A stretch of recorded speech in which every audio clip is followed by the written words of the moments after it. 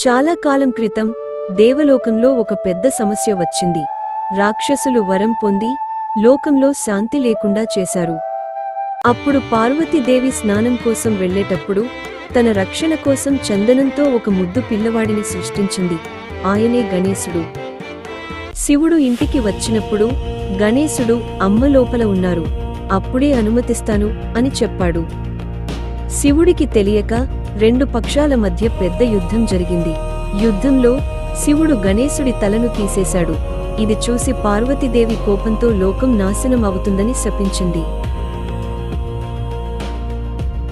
పార్వతీదేవిని శాంతింపజేయడానికి శివుడు మొదట కనిపించే ప్రాణి తలను తీసుకురండి అని ఆజ్ఞ ఇచ్చాడు. మొదట కనిపించినది ఏనుగు. అదే గణేశుడి కొత్త తల అయింది. శివుడు నీ పేరు ప్రతి పూజలో మొదట ఆరాధించబడాలి అని వరమిచ్చాడు. పండుగ తరువాత మీరు స్వర్గానికి వెళ్లి మళ్లీ రండి అని విసర్జన చేస్తారు. అప్పటి నుండి ప్రతి సంవత్సరం భాద్రపద మాసంలో గణేష్ చతుర్థి రోజున భక్తులు గణపతిని మొదట పూజిస్తున్నారు.